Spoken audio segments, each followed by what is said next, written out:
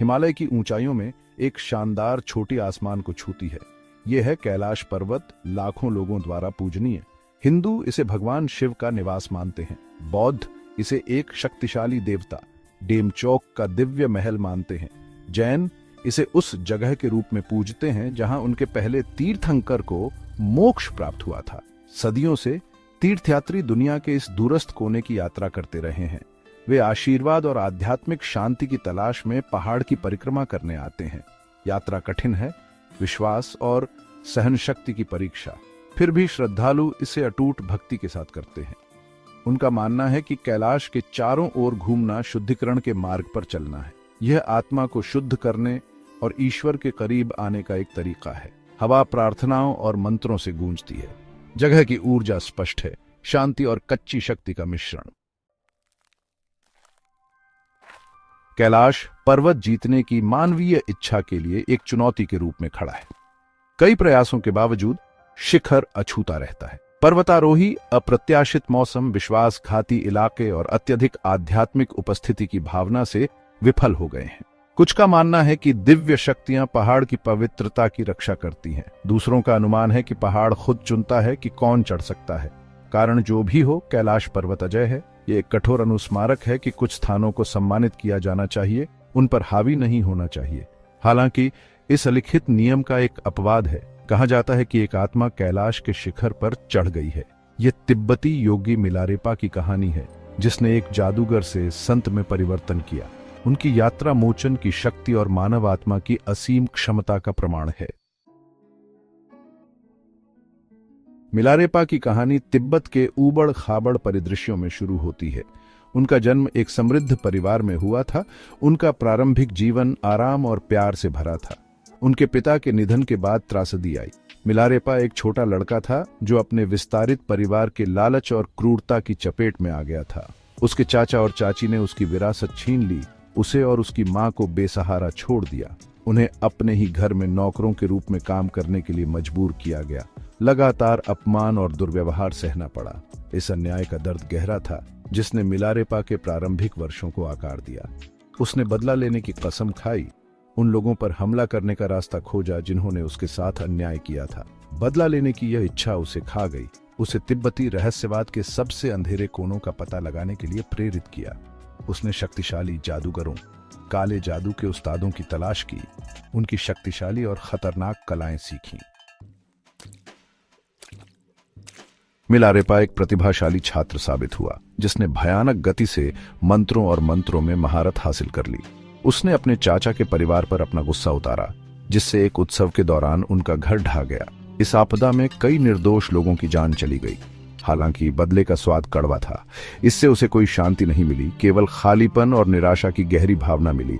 उसके कर्मों का भार मिलारेपा की आत्मा पर पड़ा। उसने उस भयानक रास्ते को महसूस किया जिसे उसने चुना था। पछतावा और अपराध बोध ने उसे कुतर दिया। उसे अंधेरे से बाहर निकलने का रास्ता खोजने के लिए प्रेरित किया। वह मोचन के लिए तरस रहा था, अपने पापों का प्रायश्चित करने के लिए। इसी लालसा ने उसे अनुवादक मारपा के दरवाजे तक पहुंचाया।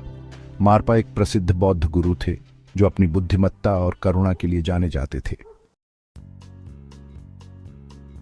मारपा ने मिलारेपा के भीतर सुप्त अच्छाई की क्षमता को पहचाना। उसने क्रोध और अपराध बोध को पार देखा, सच्ची खोज की एक झलक को भांप लिया। हालांकि वह यह भी जानता था कि मिलारेपा का मोचन का मार्ग लंबा और कठिन होगा। मारपा ने मिलारेपा को कई असंभव काम दिए, जो उसकी प्रतिबद्धता और उसके हृदय को शुद्ध करने के लिए डिजाइन किए गए थे। मिलारेपा ने अटूट दृढ़ संकल्प के साथ इन परीक्षणों को सहन किया। उसने टावर बनाए और तोड़े, विशाल दूरी तक भारी पत्थर ढोए, सब बिना किसी शिकायत के।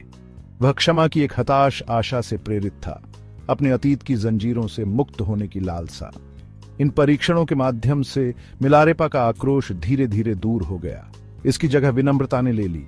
उसकी आत्मा कठिनाई और अपने गुरु के प्रति अटूट भक्ति से भर गई। भाग 6, भीतर की चढ़ाई। मारपा के मार्गदर्शन में मिलारेपा ने खुद को बुद्ध की शिक्षाओं में डुबो दिया।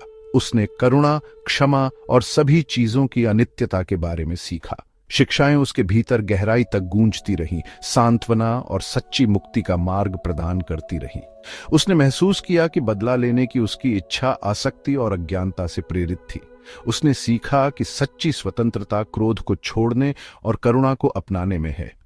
मिलारेपा पहाड़ों के एकांत में चले गए। उन्होंने गहन ध्यान में वर्षों बिताए, अपने आंतरिक राक्षसों का सामना किया और ज्ञान की तलाश की।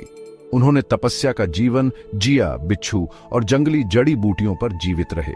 गहन ध्यान और अटूट समर्पण के माध्यम से उसने अपने मन और शरीर पर महारत हासिल कर ली।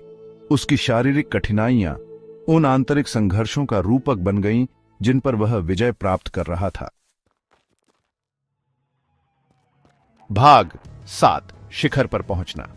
इसी दौरान मिलारेपा ने कैलाश पर्वत पर चढ़ने का फैसला किया।